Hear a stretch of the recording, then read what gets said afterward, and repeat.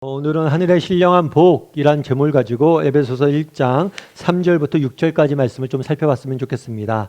여러분들은 행복하세요? 누가 여러분들에게 행복하십니까? 라고 묻는다면 여러분들 어떻게 답하시겠어요? 목사님 저는 요즘 행복합니다. 이렇게 답한다면 정말 복받은 사람이겠죠. 근데 사실 쉽진 않죠. 행복한가? 라는 질문을 들었을 때 갸우뚱하게 되는 게 우리네 인생이 아닐까 싶습니다. 우리가 계속해서 바울이라는 사람이 에베소 교회에 쓴 편지에 대해 좀 살펴보고 있어요.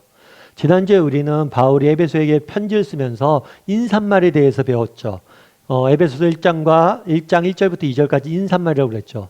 그리고 오늘 본문 우리가 읽기 시작한 3절부터 본격적으로 본론이 시작돼요. 그러니까 본격적으로 바울이 하고 싶은 이야기들이 시작되는 거죠. 그런데 바울이 본격적으로 이야기를 하면서 처음 등장하는 말이 있어요. 첫 마디가 있어요. 그건 뭐예요? 찬송하리로다. 찬송하자라고 이야기하는 거예요. 이 찬송하자라는 말을 통해서 우리가 알 수 있는 건 뭘까요? 그만큼 바울의 가슴속에 뭐가 있었던 거예요? 기쁨과 감사가 있었던 거죠. 정말 기쁨과 감사가 넘쳐서 도저히 주체할 수 없어서 제일 먼저 쓰고 싶은 말이 뭐예요? 찬송하자, 할렐루야, 기쁘다, 감사하자, 이렇게 이야기한 거예요. 그런데 사실 지난주에 우리가 살펴본 것처럼 바울의 객관적인 상황은 이렇게 찬송하거나 기뻐하고 감사할 상황은 아니죠. 왜죠? 지금 바울이 이 편지를 어디에서 쓰냐면 로마의 감옥에 갇혀 쓰고 있어요. 특별히 감옥 생활을 오래 했습니다. 굉장히 지쳤어요. 영적으로나 육적으로나 정서적으로. 뿐만 아니죠. 게다가 뭘 했어요? 이제 곧 사형 집행이 얼마 남지 않았어요. 언제 죽을지 몰라요. 굉장히 절박한 상황이죠. 그런데 그런 절박한 상황에서 처음 나오는 말이 뭐예요? 찬송이에요, 찬송.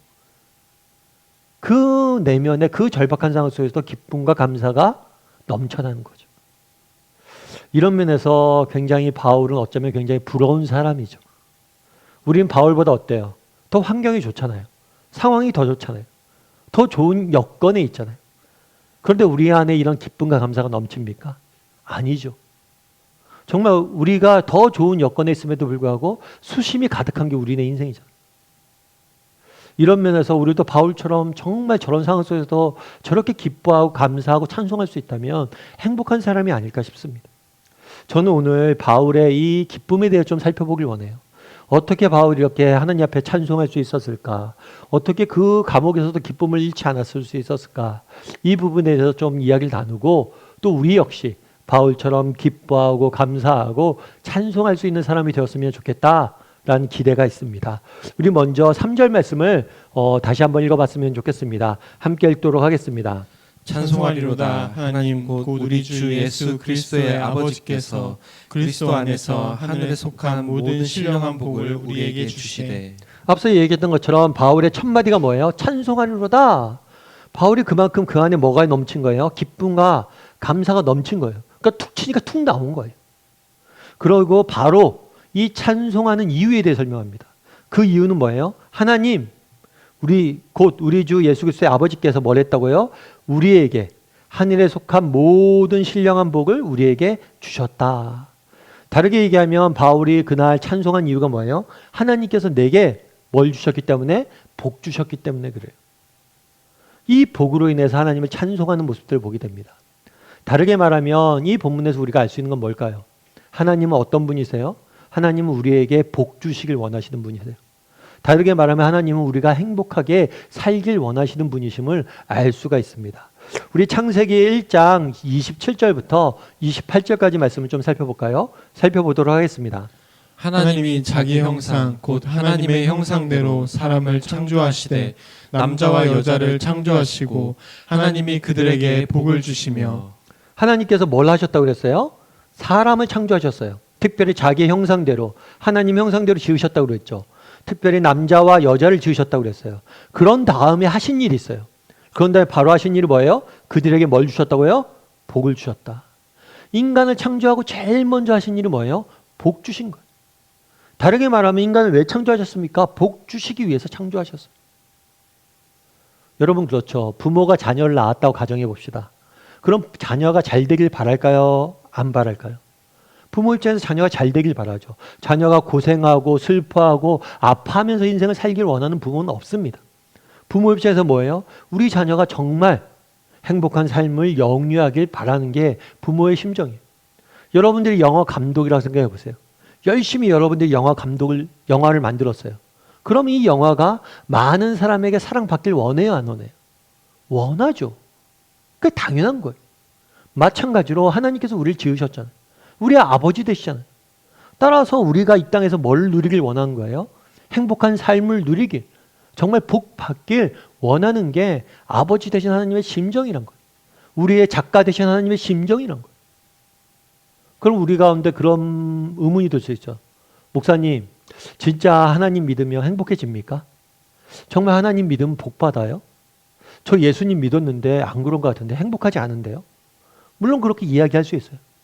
하지만 그렇지 않아요. 여러분, 미국에서 한 번은 어느 의학기관에서 조사해 본 적이 있어요. 어떤 조사를 했냐면 믿는 사람과 믿지 않는 사람들을 비교해서 조사해 본 적이 있어요. 그랬더니만 믿는 사람들이 정신적으로는 물론 육체적으로 훨씬 믿지 않는 사람보다 건강한 것을 발견하게 되었어요. 이거 당연하겠죠. 예를 들면 그런 거겠죠. 여러분, 우리가 예수님 믿으면 술 먹지 않죠. 담배 피지 않죠. 술 먹어도 좀 덜 먹잖아요. 담배 피도 좀 덜 피죠. 다르게 말하면 보다 건강한 생활 습관을 가질 수밖에 없어요. 여러분 병원 가보십시오. 그래갖고 중병에 걸려보세요. 의사 선생님 제일 먼저 하는 얘기 뭐예요? 술, 담배 끊으라는 거죠. 이미 우리는 건강한 생활을 하고 있게 돼 있어요. 그러니까 당연히 건강할 수밖에 없죠. 뿐만 아니라 육체적 건강할 뿐만 아니라 정서적으로도 건강할 수밖에 없죠. 그래서 많은 의사 선생님들이 어떤 종교가 되었든지 종교를 가지라고 원해요. 왜요? 정말 우리가 하나님 앞에 나와서 예배하고 기도드리면 뭐가 돼요? 우리 마음에 뭘 얻어요? 평안함을 얻게 되는 거예요. 제가 예전에 울어야 삽니다 라는 책을 본 적이 있어요. 울어야 삽니다. 이 울어야 삽니다 라는 책을 쓴 사람이 누구냐면 의사예요, 의사. 특별히 어떤 의사냐면 암 환자를 치료하는 의사예요. 그럼 이 사람이 왜 울어야 삽니다 라고 썼을까요? 자기가 암 환자를 이렇게 치료하다 보니까 암 환자들 중에서 자주 울고 많이 우는 사람들일 때, 그런데 이런 사람들은 훨씬 회복이 빠른 거예요. 그래서 울어야 된다는 거예요. 그런데 현대인의 문제는 뭐예요? 울지 못한다는 거예요. 그럼 현대인들이 왜 울지 못할까요? 울지 못한 이유는 한 가지예요. 함께 울어줄 사람이 없기 때문이에요. 여러분 장례식장 가보십시오. 장례식장 갔을 때 정말 슬피 웁니다. 사랑하는 사람 떠나보다 슬피 울어요. 그러다 눈물이 멎죠. 그런데 또 누군가를 만나잖아요. 조문객을 만나잖아요. 또 눈물이 나요. 혼자 있을 때는 울 수 없어요. 함께 울 수 있는 사람이 있을 때 우리 인간은 눈물을 흘리게 돼 있어요. 현대인들은 함께 울 수 있는 사람이 없다는 거예요. 그런데 우리가 예수를 믿으면 함께 울 수 있는 사람이 있잖아요. 정말 날마다 하나님 앞에 가서 정말 우리가 언제든지 눈물 콧물 짜면서 기도할 수 있잖아요.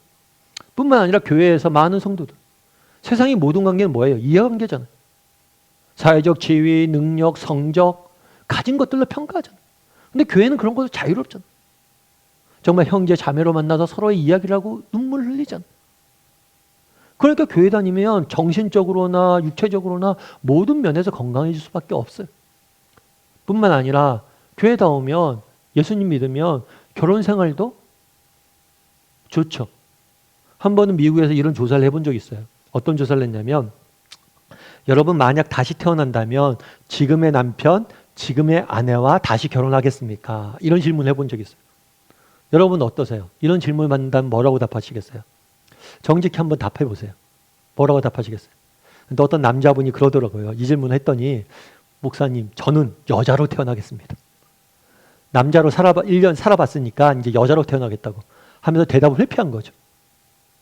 그런데 이 질문에 대해서 조사를 해봤는데 믿는 사람이 믿지 않는 사람보다 2배 넘게 지금의 남편, 지금의 아내와 결혼하겠다고 이야기했어요. 그만큼 믿는 사람들이 뭐도 행복한 거예요? 결혼 생활도 더 행복하게 보내고 있는 거예요. 뿐만 아니죠. 정말 예수님을 믿으면 육체적으로나 정서적으로나 정신적으로 건강해집니다. 뿐만 아니라 결혼 생활도 관계들도 좋아질 수밖에 없어요. 뿐만 아니라 그 자손들도 잘 되죠. 여러분 조나단 에드워즈라는 목사님을 아실 거예요. 이 조나단 에드워드 목사님은 18세기 미국의 부흥을 이끌었던 목사님이세요. 근데 이 목사님이 자녀를 11명을 뒀어요. 근데 나중에 학자들이 이 조나단 에드워드 목사님들의 후손에 대해서 연구해 봤어요. 그랬더니 이 후손 중에서 30% 이상이 주지사나 혹은 교수나 판사나 이렇게 사회 지도적인 영향력을 미치는 인물로 쓰임받은 걸 볼 수가 있었어요. 그러니까 그만큼 자손들도 뭐예요? 잘 된 거죠. 뿐만 아니라 우리나라에도 유계준이라는 장로님이 계세요. 이 장로님은 평양 산정교회에서 장로님이셨어요. 그런데 이 장로님이 평양교회를 섬길 때 어떤 일이 있었냐면 남과 북이 분단이 됐죠. 그리고 북한이 공산당이 지배하게 됐어요. 그러니까 이 장로님이 어쩔 수 없이 가족들을 부인 권사님과 자녀들을 다 남한에 피신을 보냈어요. 그리고 혼자 북한에 남았어요. 교회 지키려고. 그거 다 순교당했어요. 그럼 부인 입장에서는 정말 뭐예요? 남편도 없이 어린 자녀들을 남한에 와서 아무 가진 것 없이 키워야 되잖아요. 그런데 나중에 1970년대 조사해 봤어요. 이 장로님들 후손들이 어떻게 됐는지. 그랬더니 이 후손들 중에서 135명이 박사가 나왔고 30명의 장로가 나왔어요. 그만큼 자녀들이 잘 된 거예요. 그럼 왜 자녀들이 잘 돼요? 재산을 물려줬습니까? 뭘 물려줬어요? 물려준 게 없어요. 오직 하나 신앙 물려줬어요. 신앙 하나 물려준데 자녀들이 잘 되는 거예요. 여러분 예수님 믿으면 행복합니까? 목사님 정말 예수님 믿으면 행복해져요? 예수님 믿으면 복 받아요? 예수님 믿으면 정말 이 땅의 삶이 우리의 삶이 달라집니까? 달라져요. 이렇게 말해도 예수님을 안 믿으면 그건 좀 문제죠. 정말 예수님을 그날 바울이 이야기하잖아요. 정말 우리 하나님 누구잖아요. 우리 하나님이 우리를 복 주시길 원하신다. 우리에게 행복한 삶을 살길 원하시는 분이 우리 하나님이라. 우리 하나님 누구십니까? 우리에게 복 주시길 원하시는 분이. 그런데 우리가 다만 한 가지 기억할 것이 있어요. 오늘 본문을 다시 한번 보죠. 바울이 찬송을 하는데 이렇게 찬송을 해요. 찬송하리로다 하나님께서 우리에게 복을 주셨다라고 되어 있어요. 그런데 복을 주셨다라고 되어 있는데 이 복에 대해서 수식을 붙입니다. 어떤 수식을 붙여요? 하늘에 속한 모든 신령한 복을 줬다. 하늘에 속한 복을 줬다는 거죠. 다르게 얘기하면 땅의 것이 아니란 거예요. 뿐만 아니라 신령한 복을 줬잖아요. 이거 영적인 복이란 거예요. 그러니까 육적인 복이 아니란 거예요. 그러면 하늘에 속한 신령한 복은 뭐예요? 뭘까요? 이건 영적인 복이죠. 영적인 축복이에요. 다르게 이야기하면 우리에게 주어진 구원일 수 있고 정말 우리에게 주어진 뭐예요? 하나님 나라일 수 있죠. 바울은 그날에 하나님께서 하나님을 찬송하자 이야기합니다. 찬송하자 한 이유는 뭐예요? 우리에게 하나님께 복 주셨기 때문에. 특별히 어떤 복을 주셨어요? 하늘의 신령한 복을 주셨기 때문에. 모든 신령한 복을 주셨기 때문에 찬송하자라고 이야기하는 거예요. 여러분 솔로몬이라는 왕을 여러분들 아마 들어보셨을 거예요. 예전에 TV에 보면 어떤 게 있었냐면 솔로몬의 선택이라는 TV 프로그램도 있었어요. 그만큼 이 솔로몬 하면 믿지 않는 사람들도 뭘로 유명해요? 지혜의 상징으로. 이게 법률 상담 프로그램이거든요. 그러니까 정확한 판결을 내릴 줄 아는 지혜가 뛰어나고 공정한 그런 왕으로서 알려져 있죠. 특별히 솔로몬은 이스라엘 역사상 가장 위대한 가장 부흥기를 이끌었던 왕이에요. 굉장히 풍요로운 시대를 다스렸던 왕이에요. 그래서 솔로몬은 엄청난 부귀영화를 누렸다고 볼 수가 있겠죠. 특별히 기록에 보면 솔로몬의 부인이 300명이었다고 그러더라고요. 후궁까지 합치면 1000명이었다고 그래요. 이 좀 이해가 안 돼요. 그렇게 부인을 많이 둬서 뭘 하려는지. 그리고 또 이름도 기억하지 못할 텐데. 아무튼 이 땅에 있는 모든 부귀영화를 다 누렸던 왕이 솔로몬 왕이에요. 근데 솔로몬이 뭐라고 이야기했어요? 이 모든 것들을 누리고 전도서에서 뭐라고 했어요? 헛되고 헛되니 헛되고 헛되도다. 하나님께서는 우리에게 복 주시길 원합니다. 그런데 하나님이 주시고자 하는 복은 이 땅의 복만이 아니에요. 왜요? 이 땅의 복들은 다 뭐예요? 일시적이고 임시적인 것들. 이 땅의 복들은 다 그림자예요. 자녀가 부모가 돼서 자녀에게 좋은 걸 주고 싶잖아요. 곧 사라질 것, 곧 없어질 것, 곧 없어져 버릴 그 무의미한 것들을 주길 원하시겠어요? 물론 이 땅의 것들도 우리에게 채우십니다. 하지만 하나님께 정말 주고 싶은 거는 그거보다 더 좋은 거예요. 그건 뭐예요? 하늘나라, 하늘에 속한 신령한 복이 하나님 나라라는 거예요. 작년에 우리나라에서 제일 큰 재벌 총수가 죽음을 맞이했어요. 그때 이 재벌 총수가 죽은 다음에 많은 사람들이 조문을 하고 그 사람의 죽음에 대해서 기억을 했죠. 생에 대해서. 근데 이 사람이 죽을 때 재산이 얼마였냐면 23조였대. 23조. 여러분 23조가 어떤 돈인지 아세요? 우리가 상상도 할 수 없는 돈이겠죠. 그 조란 돈이 어떤 돈인지 모르니까. 근데 그 재산이 23조였어요. 그런데 23조가 있으면 뭐합니까? 그 재산이 그를 죽음으로부터 구해줬습니까? 특별히 그가 죽기 전에 한 5, 6년 동안은 병원에만 있었어요. 심근경색이 와서 코마 상태로 5, 6년 동안은 병원에서 정말 병마와 싸우고 고통당하고 있었던 거예요. 23조가 있으면 뭐예요? 그 병마로부터 그 죽음으로부터 스스로를 구원할 수 없는데. 그런데 우리는 그렇지 않잖아. 우리 이 땅의 삶이 전부가 아니잖아. 정말 이 땅에서 많은 것들을 누리죠. 하나님께 우리 이 땅에서 모든 걸 채워주세요. 하지만 하나님께 정말 주시고자 했던 것은 이 땅의 것들이 아니에요. 왜요? 이 땅에 사라지잖아요. 우리에게 무엇이 약속되어 있습니까? 영원한 하나님 나라, 진정한 삶, 진정한 축복, 진정한 복락이 우리에겐 약속되어져 있는 거죠. 바울은 그날에 감옥에 찬송하자 이야기합니다. 왜요? 우리는 복받은 존재이기 때문에. 어떤 복이에요? 하늘의 신령한 모든 복을 받았다는 거예요. 그러니까 찬송이 나오는 거예요. 그럼 왜 우리는 바울보다 좋은 조건에 있으면서도 찬송이 나오지 못할까요? 우리가 얼마나 큰 복을 받았는지 모르기 때문에. 정말 우리가 받은 하늘의 신령한 복, 이것이 얼마나 귀한 것인지 모르기 때문에.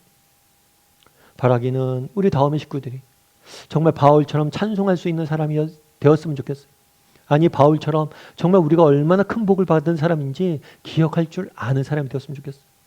우리 하나님은 정말 이 땅에서 우리의 것들도 채웁니다. 하지만 우리 하나님 정말 주시고 싶은 것들은 이런 것들이 아니에요. 진짜 진정한 복, 영원한 하나님 나라, 그곳에 누리게 될 참된 기쁨, 이것들을 우리에게 주실 거예요. 우리는 이미 그것들 받았던 사람들이 앞으로 받을 사람이, 우리 인생의 끝은 해피엔딩이에요. 이 사실을 기억하고 정말 우리가 얼마나 큰 복을 받은지 기억할 줄 아는 사람이 되었으면 좋겠어요. 그랬을 때 우리도 바울처럼 찬송하면서 이 땅에서 살아갈 수 있을 줄 믿습니다. 그래서 우리가 얼마나 큰 복을 받은 사람인지 기억할 줄 아는 저와 여러분이 되기를 주님의 이름으로 소원합니다. 우리 4절과 5절 말씀 한 번 더 읽어볼까요? 같이 읽도록 하겠습니다. 곧 창세전에 그리스도 안에서 우리를 택하사 우리로 사랑 안에서 그 앞에 거룩하고 흠이 없게 하시려고 그 기쁘신 뜻대로 우리를 예정하사 예수 그리스도로 말미암아 자기의 아들들이 되게 하셨으니. 바울이 먼저 찬송하자 이야기를 해요. 그런 다음에 찬송하는 이유에 대해서 뭐라고 설명하냐면 우리가 복을 받았기 때문이다 라고 설명을 합니다. 그런 다음에 이 복의 구체적인 내용에 대해서 하나씩 설명을 해요. 그리고 첫 번째로 우리가 받은 복은 뭐냐? 그것은 선택이에요. 택함을 받았다는 거예요. 곧 창세전에 그리스도 안에서 우리를 뭐 했다고요? 택했다. 하나님이 선택했다는 거예요. 선택해서 우리를 뭘 했다고요? 하나님의 자녀 삼았다는 거예요. 다르게 얘기하면 우리는 그렇게 생각할 수 있어요. 내가 선택을 해서 예수님을 믿었다라고 생각할 수 있습니다. 하지만 우리의 믿음은 내가 선택해서 된 게 아니에요. 지난주에도 배웠지만 우리가 예수를 믿게 된 것, 이런 것은 내가 선택해서 그런 게 아니라 내가 선택하기 이전에 하나님께서 우리를 부르셔야 돼요. 정말 인간을 하나님께서 선택하셔서 부르지 않으면 우리는 결코 어떤 믿음도 가질 수가 없어요. 왜냐하면 인간이란 그런 존재예요. 인간이란 어떤 존재예요? 끊임없이 하나님으로부터 멀어지고 하나님으로부터 도망가는 존재예요. 예를 들면 오늘 우리가 주일날 예배 드리잖아요. 은혜 받잖아요. 그런데 내일 당장 월요일날 돼보세요. 금방 잊어버리잖아요. 또 하나님과 멀어져서 살아가잖아요. 하나님 믿고 살아가잖아요. 가만히 두면 끊임없이 하나님부터 멀어지는 게 인간이에요. 그런데 그런 우리를 하나님께서 뭐예요? 택하셔서 우리를 불러주신 거예요. 특별히 바울은 더했죠. 지난주에 배운 것처럼 바울은 어떤 사람이었어요? 바울은 예수 그리스도를 믿는 사람들, 예수님을 싫어했어요. 예수님을 핍박했어요. 예수님을 핍박하는 게 아니라 예수님을 믿는 사람들 핍박했어요. 예수님을 믿는 사람들을 죽였어요. 감옥에 가뒀어요. 그런데 그런 나를 하나님이 선택하셔서 나를 불러주셔서 자녀 삼아 주셨다. 이 사실을 깨달으니까 뭐 한 거예요? 바울의 가슴에 감격이 넘친 거예요. 하나님이 나를 택하셨다. 뿐만 아니라 오늘 본문에 뭐라고 되어 있어요? 곧 창세 전에, 창세 전. 그러니까 하나님이 그럼 우리를 언제 선택하셨냐? 시기에 대해서 알려주고 있거든요. 시기가 언제냐면 창세 전이에요. 이 세상 모든 만물이 창조되기 전에, 시간과 공간의 개념이 생기기 전에 이미 우리를 아시고 선택하셨다는 거예요. 물론 우리 중에 그런 생각이 들 수가 있겠죠. 목사님 그런 게 어디 있어요? 어떻게 우리가 존재하기도 전에 우리를 아시고 선택하세요? 아시고 선택하세요. 예를 들면 여러분 이제 부부가 이제 결혼을 하잖아요. 결혼을 하면 신혼여행을 갑니다. 신혼여행을 가서 여러 가지 이야기를 나누고 그러죠. 근데 신혼여행 가서 여러 가지 이야기를 나눌 때 그런 이야기도 나눠요. 어떤 이야기도 나누냐면 자녀 계획에 대해서도 나눠요. 우리 자녀 몇 명이나 낳을까? 그럼 우리 자녀들 자라면 어떤 자녀로 키울까? 이런 것들 얘기를 나누잖아요. 우리 큰애도 요즘 배구에 빠져 있는데 저한테 그러더라고요. 아빠는 아들 낳으면 꼭 배구 선수 시키라고. 너무 멋있는 것 같다고. 야, 근데 아빠는 이미 늦었다. 또 누굴 낳게. 그러고 있었는데 사실 그렇죠. 우리가 자녀가 태어나기 전에 아들을 낳으면 뭘 시켜야지, 뭘 해야지. 꿈을 갖죠. 마찬가지로. 태어나기도 전에 부모는 꿈이 있어요. 마찬가지로 하나님께서 우리가 이 세상에 존재하기 전에 우리에 대한 기대를 가지고 꿈을 가지고 우리를 선택하셨다는 거예요. 이것이 얼마나 놀랍냐는 거예요. 남녀가 대화를 나눌 때 가끔 그런 대화를 나누잖아요. 근데 나 언제부터 좋아했어? 그랬을 때 뭐라고 대답하면 좋을까요? 자기 처음 만날 때부터 좋아했어. 그런 얘기하면 좋아요, 안 좋아요? 좋죠. 거짓말이라도 좋아요. 그런데 우리 하나님이 언제부터 우리를 사랑했다고요? 태초에, 창세 전에, 정말 우리가 태어나기도 전부터 우리를 사랑하셔서 우리를 선택하셨다는 거예요. 얼마나 멋진 일이라는 거예요. 그 시간의 길이만큼이나 우리를 사랑하셨고 우리를 기다리고 우리를 아끼셨던 거죠. 뿐만 아니라 뭐라고 되냐면 창세 전에 선택했어요. 그리고 그리스도 안에서, 이거는 방법이에요, 방법. 우리를 선택하셨을 때 그냥 선택하시지 않았어요. 다음 주에 우리가 배우겠지만 우리를 하나님의 자녀 삼는데 문제가 하나 있어요. 그건 뭐냐면 우리 안에 있는 죄의 문제를 해결해야 돼요. 그럼 이 죄의 문제를 그냥 우리를 선택할 수가 없어요. 이 죄의 문제를 해결해야지만 선택할 수 있어요. 그럼 이 죄의 문제를 어떻게 해결했냐? 십자가에 그 아들을 내어주셔서 우리 대신 죄값을 치르게 하심으로 우리를 선택했어요. 다르게 말하면 우리를 선택해서 어떤 희생을 치르셨어요? 하나밖에 없는 독생자를 주셨어요. 한 사람의 가치는, 무엇의 가치는 어떻게 결정이 돼요? 그것을 위해서 얼마나 큰 희생을, 대가를 지불했냐로 결정이 되는 거예요. 그런데 우리를 선택하기 위해서, 우리를 택하기 위해서 어떤 대가를 치르셨어요? 하나밖에 없는 독생하는 아들을 주셨죠. 모든 것을 희생하신 거예요. 이것이 얼마나 큰 은혜이고 사랑이냐. 바울은 이 생각을 하니까 감격에 겪는 거죠. 야, 나같이 자기를 미워하고 정말 예수님 믿는 사람들 핍박하는 이 보잘것없는 사람, 악한 사람, 어떻게 보면 하나님 입장에서 원수잖아. 내 믿는 사람들 핍박하는데. 그런데 원수 같았던 나를 위해서 그 아들을 주셨다고. 감격이 넘치는 거예요. 뿐만 아니라 뭐라고 이야기해요? 우리로 사랑 안에서 그 앞에서 거룩하고 흠이 없게 하시려고. 이거는 목적이에요. 우리를 택하신 목적이 뭐냐는 거예요. 우리를 거룩하고 흠이 없는 존재로 만들기 위해서. 다르게 말하면 우리를 완벽한 존재로 만들기 위해서 우리를 선택하셨다는 거예요. 조금 다른 식으로 표현하면 우리에게 꿈과 기대가 있다는 거예요. 하나님께서 우리를 선택하셨어요. 선택하셨는데 그냥 선택한 게 아니에요. 우리에게 꿈과 기대를 갖고 선택한 거예요. 정말 양승을 선택해서 얘를 정말 내가 멋진 존재로 만들어서 사용해야지.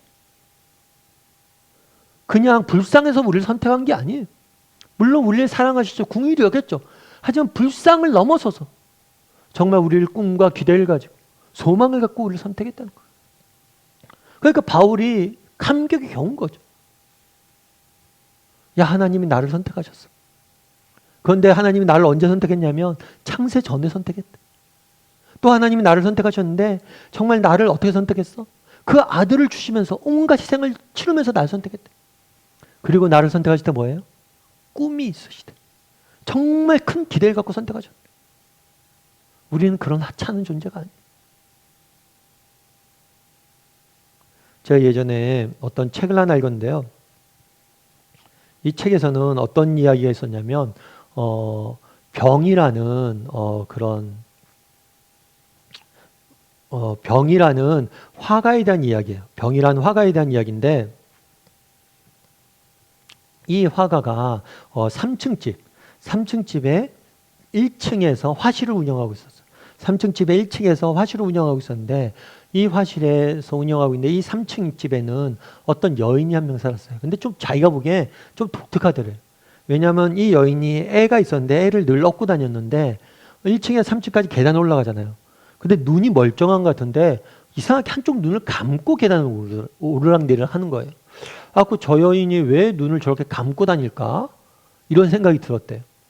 그렇게 생각하고 아무튼 생각하고 있었는데 어느 날 비가 많이 왔는데 비가 오는 날 이 여인이 비 피하려고 이 화실에 한번 들어온 거예요. 화실에 들어와서 보니까 아이를 업고 있는데 아이를 얼굴 보니까 아이가 이쁜데 눈에 뭘 이렇게 대고 있더래요. 덧대고 있더래요.